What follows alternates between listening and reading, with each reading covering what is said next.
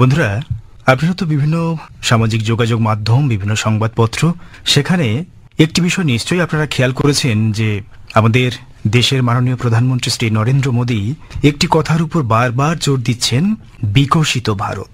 এই বিকশিত ভারত বলতে কি বোঝাতে চাইছেন, এবং যেখানে তিনি বলেওছেন যে 2046 অর্থাৎ যদি আমরা 2050 ধরি, তার মধ্যে ভারত বিশ্বের অন্যতম উন্নয়নশীল দেশগুলির মধ্যে একটি অন্যতম দেশ হতে চলেছে সব দিক থেকে।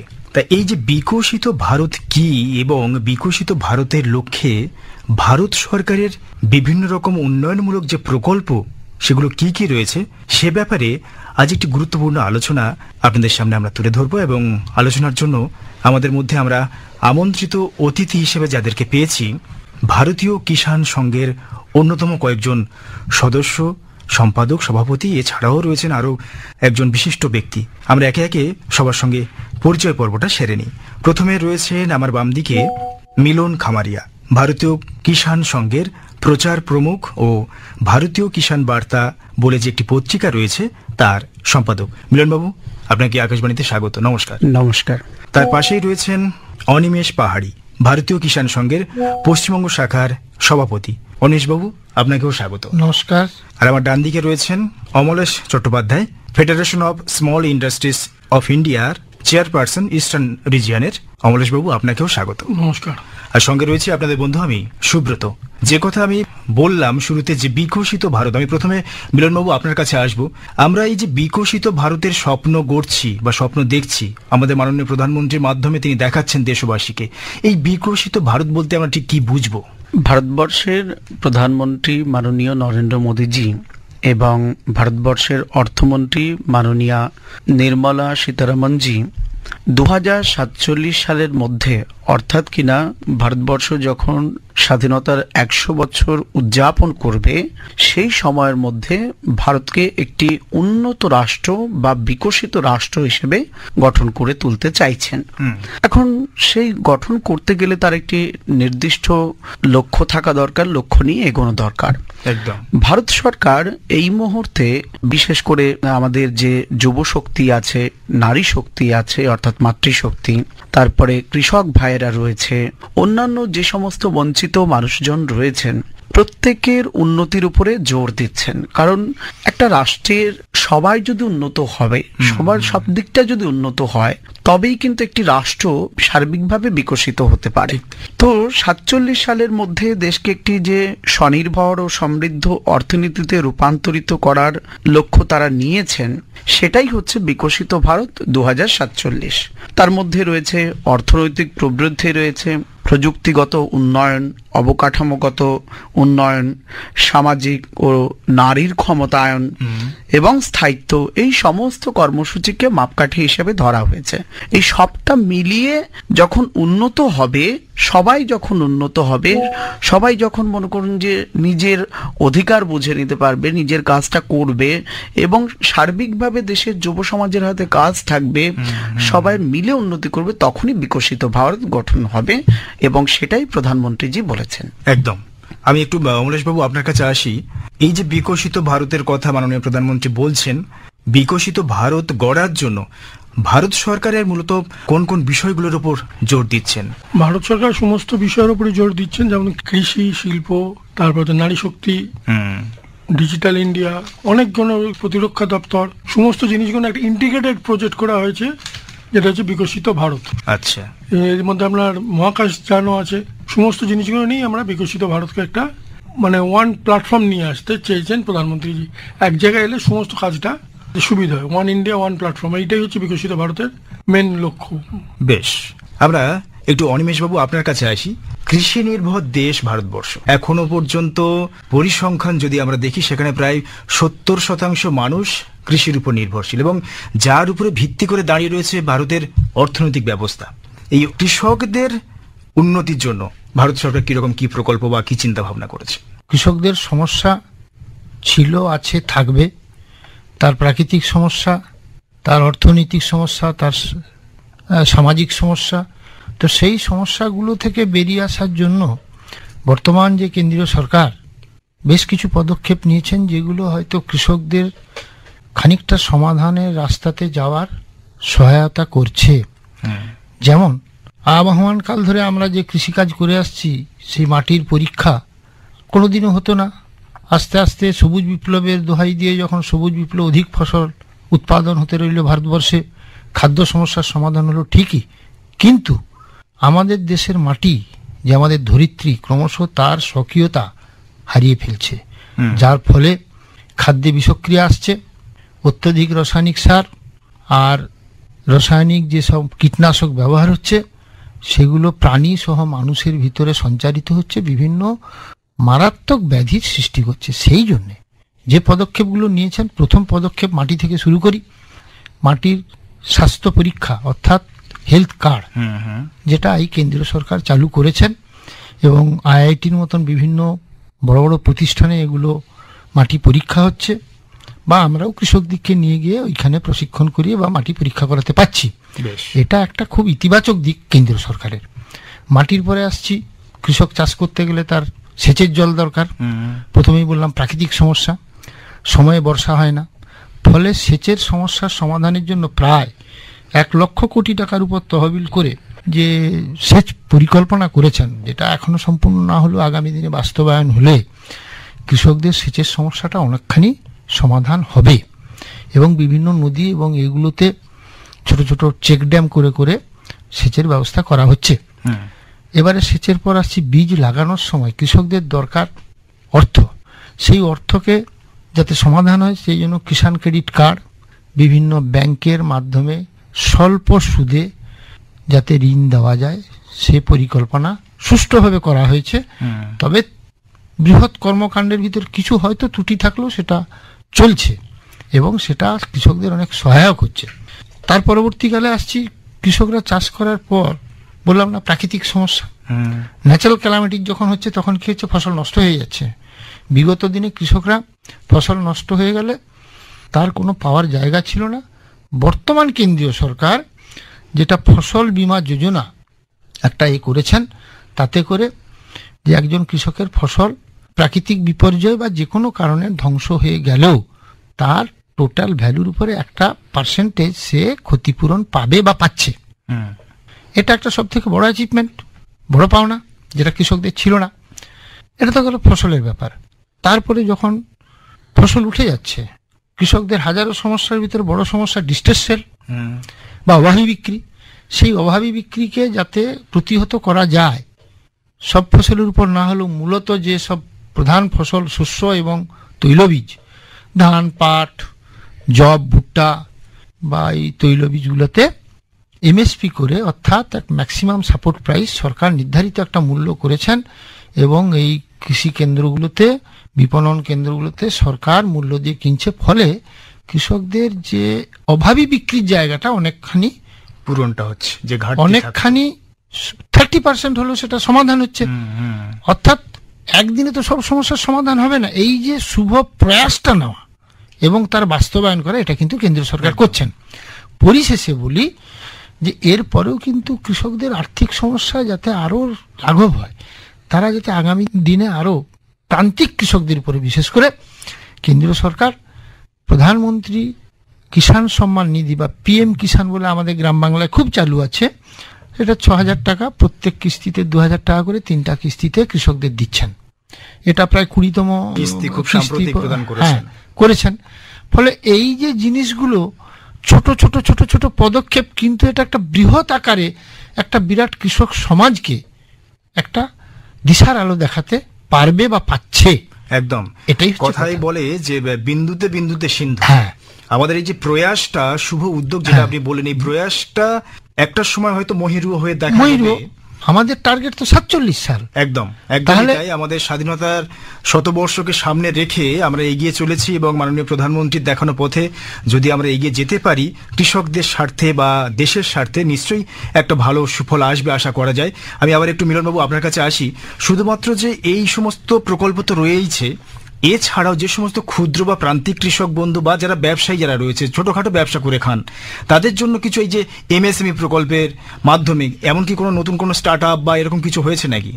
হ্যাঁ, এমএসএমই অর্থাৎ কিনা ministry of micro, small and medium enterprise, এর মাধ্যম দিয়ে ভারত সরকার যুবক যুবতীদেরকে উৎসাহিত করছে যাতে কিনা তারা নতুন উদ্যোক্তা তৈরি হন।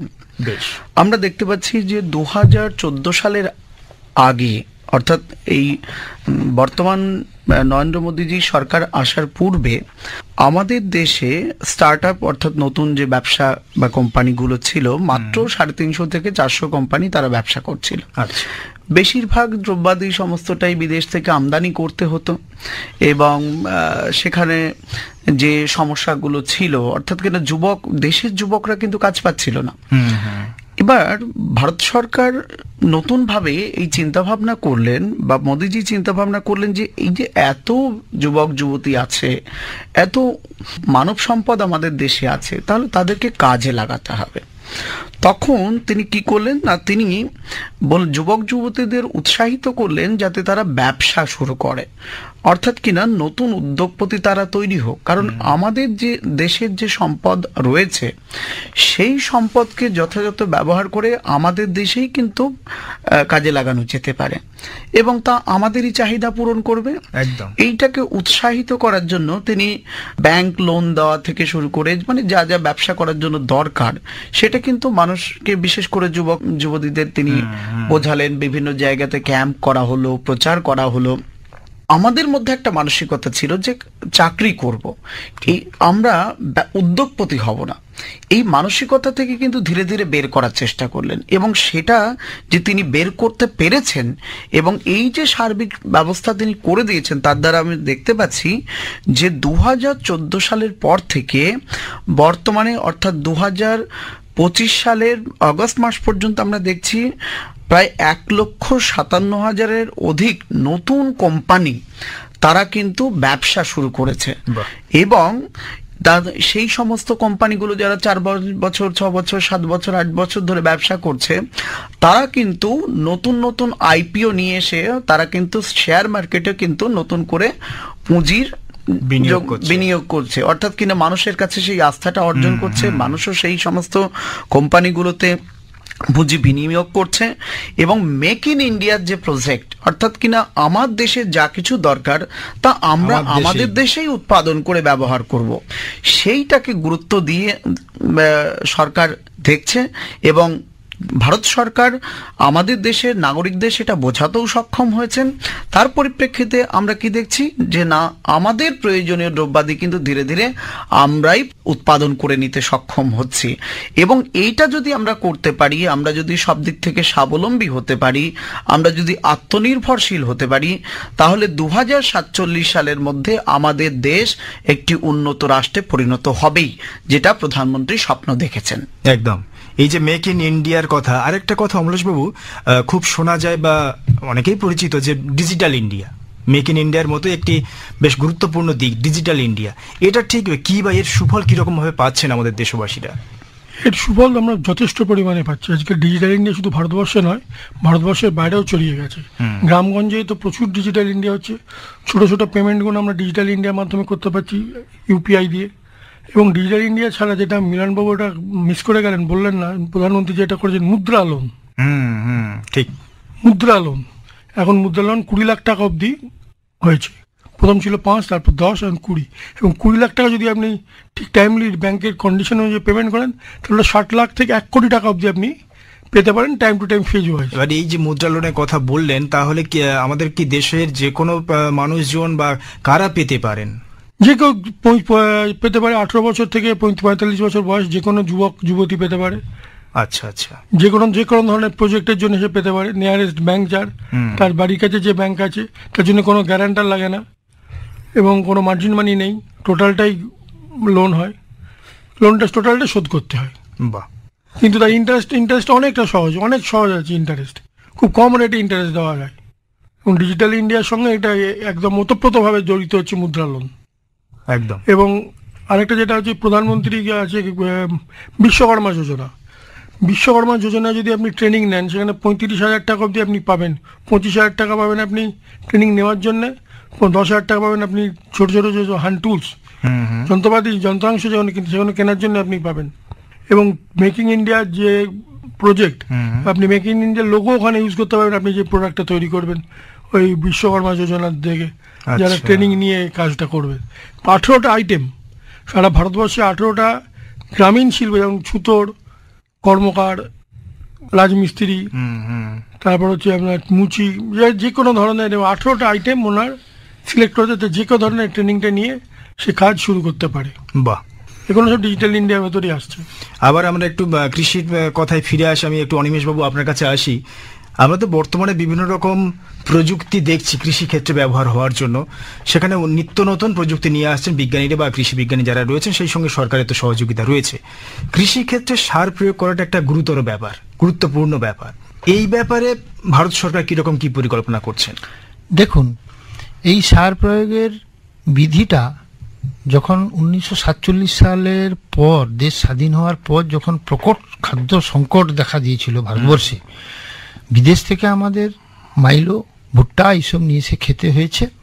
সেই সময় তৎকালীন করেছিলেন সবুজ বিপ্লবের ডাক দিয়ে সারা ভারতবর্ষব্যাপী উৎপাদন বাড়ানোর জন্য একটা কৃষি ক্ষেত্রে, যাকে বলে গ্রিন রেভলিউশন, একটা দিয়েছিলেন। সেই সময় থেকে সারের যথেচ্ছ ব্যবহার হয়েছে। তো এই রেভলিউশন ভারতবর্ষের বুকে একাধিক হয়েছে, white revolution, green revolution, pink revolution, এক একটা সময় এক একটা হয়েছে। তো মূলত সারের ব্যবহারটা সেই সব, তার আগে কিন্তু আমাদের গ্রামে গঞ্জে দেখেছি এই কম্পোস্ট সার, অর্থাৎ বাড়িতে গরু মোষ যে ছিল তাদের বৃষ্ঠা বা এই পরিত্যক্ত খড় পাতা এইসব পচা জিনিস দিয়ে কম্পোস্ট সার করে জমিতে দেওয়া হতো, কেমিক্যাল সারের ব্যবহার ছিলই না। কিন্তু অধিক উৎপাদনশীল শস্য দানা লাগানোর সঙ্গে সঙ্গে প্রচুর পরিমাণে কেমিক্যাল ফার্টিলাইজার বা রাসায়নিক সার দিতে হলো। সেই রাসায়নিক সার দেওয়ার জন্য সঙ্গে সঙ্গে পোকা বা বিভিন্ন রকম রোগ এলো। সেইগুলো প্রতিহত করতে করতে আজকে এমন একটা জায়গায় চলে আসছে যে ভারতবর্ষের মাটি, এই যে সুজলা সুফলা মাটি, যেন ক্রমশ বন্ধা হয়ে যেতে চাইছে। সেই সঙ্গে সঙ্গে বিভিন্ন পশু পাখি থেকে মানুষকে দুরারোগ্য ব্যাধিতে আক্রান্ত করছে। পাঞ্জাবের একটা জায়গা আছে যেখান থেকে একটা ক্যান্সার ট্রেন চলে বলে আমাদের সকলে আপনারাও জানেন বা আমরাও জানি। তার কারণ কেবল শুধু অত্যধিক রাসায়নিক সার ওষুধ ব্যবহারের জন্য।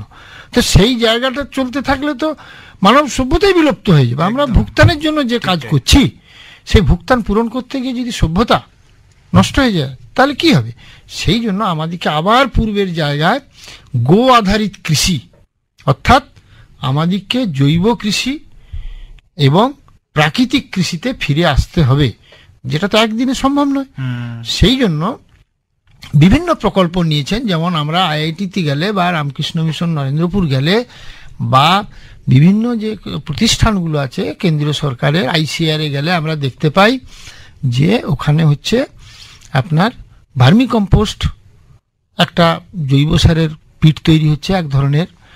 এই ধরনের জৈব সার দিয়ে বিভিন্ন ব্যাকটেরিয়া জাতীয় ব্যাকটেরিয়াকে উৎপাদন করতে হচ্ছে, সেইগুলোকে দিয়ে মাটির সেই পূর্বের স্বাস্থ্য ফিরিয়ে আনার চেষ্টা করছে, যাতে মাটির যে অম্লত্ব এবং ক্ষারত্বটা, যে ক্ষমতা, সেটা আবার ফিরে আসতে পারে। ওই প্রাকৃতিক উপায় উৎপাদন, অধিক উৎপাদনশীলতাকে ফিরিয়ে আনা এবং মাটির অম্লত্ব এবং ক্ষারত্বকে বজায় রেখে, ঠিক, এবং ক্ষতিকারক জীবাণুগুলোকে ধ্বংস। শুধুমাত্র তা নয়, এবং কৃষি ক্ষেত্রে যদি আমরা উন্নত প্রযুক্তি ব্যবহার করতে পারি, কৃষকদের মূলত আমাদের প্রধানমন্ত্রী বা আমাদের রাজ্য সরকারও তাদের টার্গেট রেখেছিলেন যে কৃষকদের আয় দ্বিগুণ করতে হবে, যেন তেন প্রকারে কৃষকদের, যাতে তারা চাষ করে তারা না কৃষি থেকে মুখ ফিরিয়ে নেয়। এখন তো হামেশাই শোনা যায় যে কৃষিক্ষেত্রে লাভ নেই, সেই জন্য কৃষিকাজ থেকে মুখ ফিরিয়ে নিচ্ছেন কৃষক বন্ধুরা। কিন্তু সরকার চেষ্টা করছেন যে কৃষকদের আয় দ্বিগুণ হবে এবং তারা যাতে উন্নত প্রযুক্তি, আধুনিক চিন্তাভাবনা এবং বিজ্ঞান ভিত্তিক চাষাবাদ করেন, লাভের পরিমাণটা বাড়বে। এবং সে কারণে আজকে সারের ব্যবহার, সেখানে এই জায়গাটাতে আপনার বিশেষভাবে আলোকপাত করতে হয়। বিগত দিনের কৃষি ব্যবস্থা, আজকের দিনের কৃষি ব্যবস্থার ভিতরে আমূল পরিবর্তন আসছে, আরও আগামী দিনে আসবে। তার কারণ ওই যে বললেন যে কৃষিতে লাভ দ্বিগুণ করতে হবে, লাভ তো অমনি দ্বিগুণ হবে না, অর্থাৎ ইনপুট বেশি হবে, আউটপুট কম হবে। ঠিক, সেখানে দরকার এগ্রিকালচার মেকানাইজেশন আনা, যেটা আমরা আইআইটি খড়গপুর আমাদের খুব পাশাপাশি, আমরা যাই আমাদেরকে ডাকেন ওখান থেকে। ওখানে এগ্রিকালচার ডিপার্টমেন্ট একটা নতুন ডিপার্টমেন্ট আছে, বায়োটেকনোলজি, বিভিন্ন বিশাল ব্যাপার। তো ওখানে ডাকেন। আমরা দেখেছি আজকে এগ্রিকালচারে ম্যানুয়ালি কাজ আস্তে আস্তে সরে যাচ্ছে। মানে মাটিতে মানে বীজ দেওয়া থেকে শুরু করে বীজ কাটা এবং তাকে প্রসেস করে বাজারজাত করা পর্যন্ত পুরোটাই মেশিনারিতে হচ্ছে। শুধু মেশিনটা অপারেট করার জন্য মানুষ লাগছে। আর এই যে আপনি বললেন যে কৃষিতে লভ্যাংশ থাকছে না, যার জন্য আজকের দিনে কৃষক পরিবারের যুবতীরা, বিশেষ করে যুবকরা পরিযায়ী শ্রমিক হয়ে অন্য রাজ্যে চলে যাচ্ছে। তো আমরা যদি আজকে কৃষিতে এই লাভের মুখ দেখাতে পারি, আগামী দিনে আমাদের পরিবারের সন্তানরা যারা পরিযায়ী শ্রমিক হয়ে অপরের জায়গায় খাটতে যাচ্ছে, সেদিন তার নিজের কৃষিক্ষেত্রে সে কাজ করবে এবং এখানে দ্বিগুণের বেশি ফসল উৎপাদন থেকে লাভ করতে পারবে। বাস্তব চিত্র একটু তুলে ধরলেন অনিমেষ বাবু, যে পরিযায়ী শ্রমিক হয়ে তারা চলে যাচ্ছে ভিন রাজ্যে। রাজ্যের কথা এলো বা দেশের কথা যখন হচ্ছে, আমাদের একটা তো সবসময় মাথায় আসে প্রতিরক্ষার ব্যাপার। প্রতিরক্ষার খাতে কিরকম ভাবে চিন্তা ভাবনা করছেন আমাদের বিকশিত ভারতের স্বপ্ন নিয়ে দেখানো মাননীয় প্রধানমন্ত্রী বা ভারত সরকার? এ ব্যাপারে মিলনবাবু কি বলছেন? দেখুন, ভারত সরকার বর্তমানে প্রতিরক্ষা খাতে ভীষণভাবে জোর দিয়েছে এবং আমরা দেখছি যে 2025-26 সালের যে বাজেট, কেন্দ্রীয় বাজেট, তাতে 6.81 লক্ষ কোটি টাকা বরাদ্দ করা হয়েছে। আচ্ছা। এবং শুধু যে প্রতিরক্ষা খাতের বাজেট বাড়ানো হয়েছে এরকম নয়, বিষয়টা বিশেষ করে গুরুত্ব দেওয়া হয়েছে যে প্রতিরক্ষা খাতে মনে করুন যে দ্রব্যাদিগুলো প্রয়োজন, ধরুন আপনার মিসাইল প্রয়োজন বা বিমান তৈরি করা প্রয়োজন বা অন্যান্য যেগুলো যা কিছু দরকার, সেই সমস্তটা ভারত সরকার নিজেই উৎপাদন করতে চাইছে। মেক ইন ইন্ডিয়া অর্থাৎ কিনা আগে যেটা বিদেশ থেকে আমদানি করতে হতো, ভারত সরকার চাইছে যে সেটা যেন আর বিদেশ থেকে আমদানি করতে না হয় এবং আমরাই আমাদের দ্রব্যাদিগুলো তৈরি করব এবং আমরা সেটা নিজেরা বিক্রি করব, অন্য দেশে বিক্রি করব। এবং সেটা আমরা দেখতে পাচ্ছি যে এর একটা মনে করুন যে গুণগত মান যে ভালো বা মন্দ সেটা তো মানুষ আগে বিচার করে নেবে, বিভিন্ন রাষ্ট্র দেখে নেবে।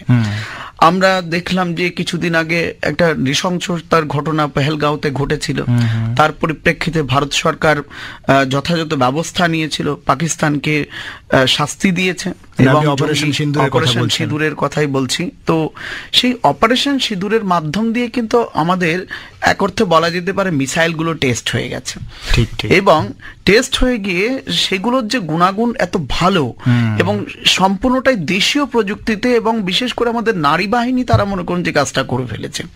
এবং এই যে মিসাইলের এত গুণাগুণ দেখে আজকে পৃথিবীর বিভিন্ন রাষ্ট্র তারা কিন্তু আমাদের দেশীয় প্রযুক্তিতে উৎপাদিত দ্রব্যাদি কিনতে চাইছে এবং ভারত সরকার যেটা আমরা দেখছি যে এক্সপোর্ট করছে প্রায় 25,000 কোটি টাকার কাছাকাছি, কিন্তু রপ্তানিও করছে এবং আরও বিভিন্ন দ্রব্যাদি তৈরি করা, বিশেষ করে 2030 সালের মধ্যে সরকার চাইছে সেটাকে যদি 29-30 সালের মধ্যে যদি 50,000 কোটিতে নিয়ে যাওয়া যায় বা বিকশিত ভারতে আর কোনো দ্রব্যাদি যেন আমদানি করতে না হয়, সমস্তটাই আমরা উৎপাদন করব এবং আমাদের শত্রুরা যেন ভয় পায় যে এদের কাছে এটা আছে, অতএব এদের সঙ্গে লাগতে যাব না এবং আমরা সেটাই প্রতিরক্ষা খাতে আমাদের অস্ত্র দিয়েই বিরোধীদের আমরা বধ করব। একদম।